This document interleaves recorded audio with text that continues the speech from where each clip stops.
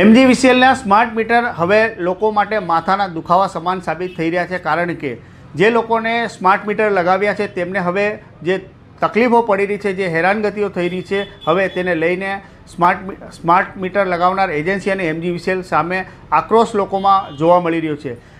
લોકોનું એવું કહેવું હતું કે એમના બિલ ભર્યા છતાંય તેમના વીજ કનેક્શન કપાઈ રહ્યા છે। આવા ઘણી બધી ફરિયાદો અમને મળી હતી। સૌથી પહેલાં અમારા મીડિયા સમક્ષ એક વીજ ગ્રાહક હતા, તેમને પોતાની આપવીતી જણાવી હતી। શું કહ્યું હતું તેમને પહેલાં એમને જાણી લઈએ। હા બોલો। હલો, मैं મન્નાનભાઈ વર્જેલવાલા બોલું છું। मैं ગોધરા રોડ સુજાઈબાગમાં રહું છું।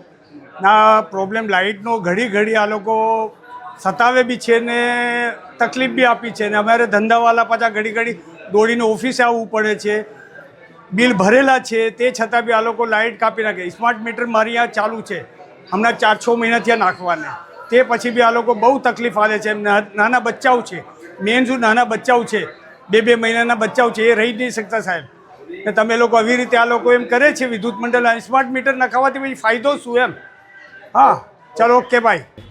આ ફરિયાદ એક બે નહીં પરંતુ ઘણી જગ્યાએથી મળી રહી હતી, જેને લઈને દાહોદ લાઈવની ટીમ અને દાહોદના જનપ્રતિનિધિ એમજીવીસીએલની કચેરીએ પહોંચ્યા હતા। એમજીવીસીએલ અને સ્માર્ટ મીટર લગાવનાર અને એનું હેન્ડલિંગ કરનાર એજન્સીની કનગડતનો ભોગ બનેલા એક ગ્રાહક અમને ત્યાં પણ મળ્યા હતા। તેમને શું કહ્યું હતું તેમનું સાંભળી લઈએ।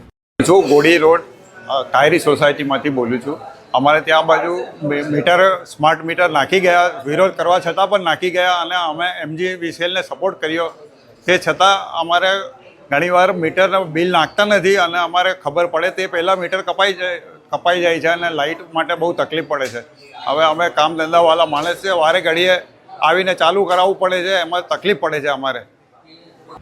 એ બધી ફરિયાદો હતી કે એમજીવીસીએલ દ્વારા જે સ્માર્ટ મીટર લગાવવામાં આવ્યા હતા, જેમના બિલ જનરેટ થતા હતા, જેમને 19 તારીખે બિલ મળ્યા હોય, એમને 19 તારીખે જે લોકોએ પૈસા ભરી દીધા હતા તેમના 25 તારીખે વીજ કનેક્શન કોઈપણ જાણ કર્યા વગર કાપી દીધા હતા।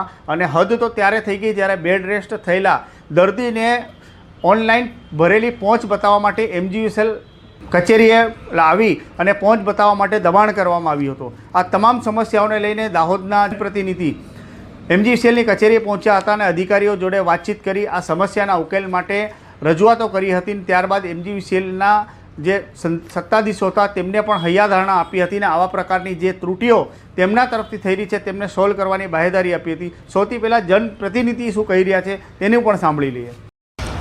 હમણાં છેલ્લા 2-3 દિવસથી સામાન્ય લોકોની એક એવી રજૂઆત અને કમ્પ્લેન આવતી હતી કે એમજીવીસીએલમાં સ્માર્ટ મીટર લાગ્યા પછી જે બિલ છે એ બિલ મળ્યું નથી અથવા તો બિલ ભરેલું છે છતાં પણ ત્યાંથી લાઇટ બંધ કરી દેવામાં આવે છે અને એના પછી જીબીમાં કમ્પ્લેન કરવામાં આવે, એમજીવીસીએલમાં કમ્પ્લેન કરવામાં આવે તો ત્યાંથી એવો જવાબ આપવામાં આવે છે કે તમે અહીં આવી અને પહોંચ બતાડો રૂબરૂ તો જ લાઇટ ચાલુ થશે।